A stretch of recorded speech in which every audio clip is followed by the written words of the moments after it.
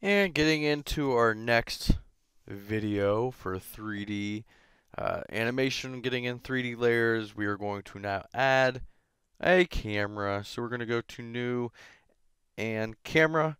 And with this, it's going to bring up a whole bunch of camera settings, which again, just like a light, we can double click on that layer if we want to create or get back into camera settings. But not sure of your default settings. I think it will probably might start at one camera node.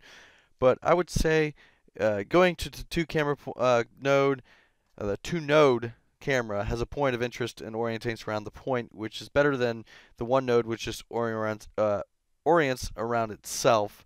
So we want to kind of get into creating our camera for the two node. But knowing with what you can do with 3D layers, with the angle and the distance, using your camera layers kind of help your movement.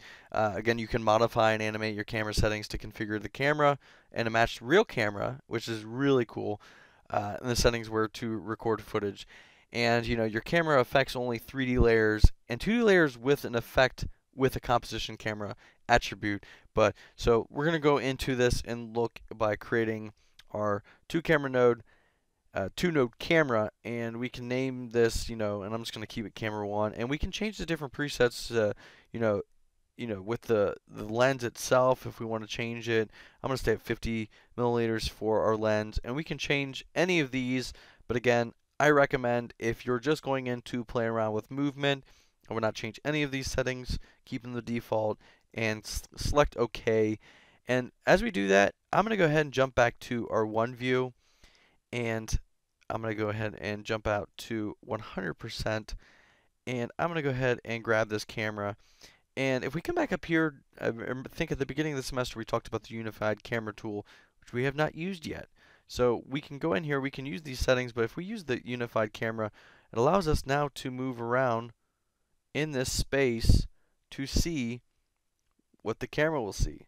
So again, we can really play around with how we want to animate and change the view. So like, with that, if I wanted to maybe make this white solid, I'm going to go ahead and go in here and I'm going to really transform the scaling. I'm just going to blow it up, and I'm going to go ahead and drop it down just a little bit more, and I'm going to go up to our light source. I'm going to go ahead to intensify that quite a bit more, and let's go ahead and bring that up. I'm going to still bring the cone angle up just not quite that much. Ooh, not that much at all. And I'm going to go ahead and play around with the shadow darkness, diffusion. Okay, and I'm going to go ahead and move our light. If I can go up back to 2 view.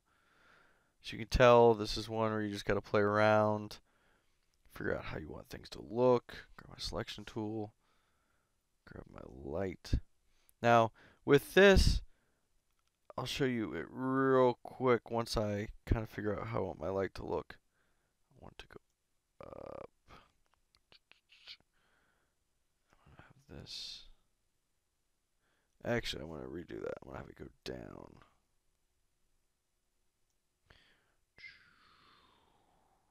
Have this really. I know I was going to say something, and as I lost my train of thought. But with this, as you can tell, we've got our light here, and we've also, this boxed one is our camera. So trying to get my light kind of how I want it. As right now I'm moving that layer, I don't want to move I'll bring that up just a tiny bit. And something that can work well, I'm going to do this real quick from the side. Do left. I want to almost make it look like our layer, and I'm going to go ahead and mute both my camera and this. And I want to really focus and try to see if I can get the layer below so it's resting right on top. So I'm going to go in here and I'm going to bring this up as close as I can with, instead before it kind of, as we notice, it's almost like water if this would look like ocean. As we notice on the left, it's going above, and on the right we can see it's making the text disappear because again in 3D space. So I want to get it to where it's right touching on that side, and now I'm going to go ahead and bring back my light, and I'm going to grab my light source, and again I'm going to play around with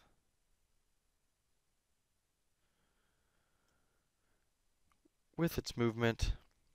Again, like anything with now, we are really trying to just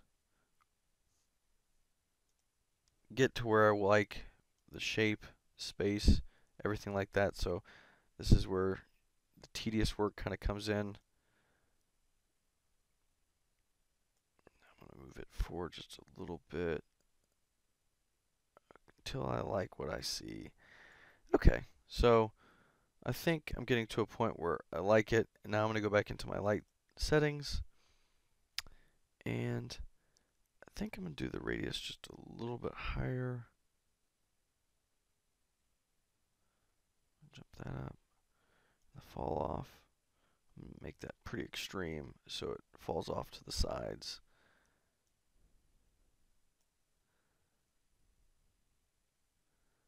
Okay. Shadow diffusion. And again, this diffusion is just making it to where if you notice that no diffusion makes the shadow pretty harsh, and then I'm going to diffuse it so it's not quite as bright. So I'll bring that down just a little bit. We got that. And the shadow darkness. Again, same. How dark do we want it? So if we go to 0, we've got nothing. If we want it to be really dark, as we see. So again, showing those options, how to play around with it. So I want to make this about 100, maybe a little bit. I'm going to go about, let's go to 70, somewhere around there. So 78. And playing around with, again, this, if we go into some of these, it will change it a little bit. If we have the none, but I like the smooth. So we've got that set. Now go back here into our camera, and now as I play around with, with this, if we notice that, we kind of have that change. And, I'm going to show you one more thing. If we go into, maybe point or something like that, it's going to change a lot of my settings. But notice now how that spot, we had that really harsh, we really had to play around with the radius and the cone, where in this point, now maybe this is something, and I already like this better. I'm playing around just kind of what we have. So, I might change some of this, probably the intensity. Might drop the intensity down almost, more than half, and play around with that now that we have and say, okay, I like that. So now I can play around with maybe the camera and figure out a movement that I want to do.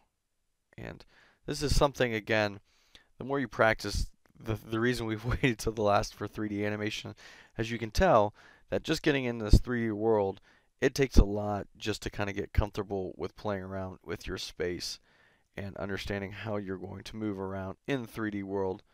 So we're going to keep building on this, but just to kind of understand that we've created our text and adding 3D space and how it changes from 2D to 3D.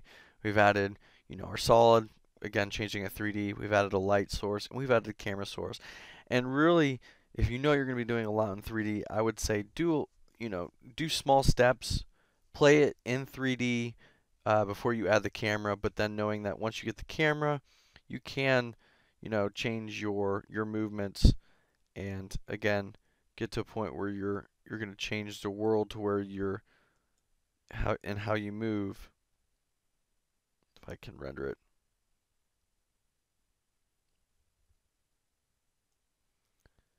How you move in this 3D world, depending on how you want to see it. If you want to try to, if you were going to do something, let's go ahead and play around with something real fast. We'll do this real quick. So I'll set a position at the beginning, right here. We'll go to 2 seconds, and I'm gonna jump into just a little bit more. We'll stop right there. And I'm going to go ahead and create an endpoint right here, and let's just animate this. And I'm going to go ahead and render it, and watch how long it takes to render. I'm going to do one view. And so now we can see this. So just this, we'll let it play through. Okay, so now that it's finished rendering, it only took, that was only probably about 4 minutes. But just kind of show you this really quick. So play through it, and we see we've got that nice little animation. You know, again, the layers and everything we did stay the same, but if if we wanted to, we can move the camera one way, which we're doing right now. We could have the light source move another way. We can animate the light, and we could have the text. So there's a lot of movement. But the one thing that I would suggest is if we start playing around in 3D space and you're making a lot of changes, is to drop your resolution to maybe a third or quarter, just to kind of play around. And then when you feel that you have everything the way you like, then you can put it back to full and let it play out. But yeah, so that's looking at the first of the 3D, and our next video, we're going to be getting into looking at a little more at material options, and then getting into our blend modes and track mats and all of that to finish up chapter 4.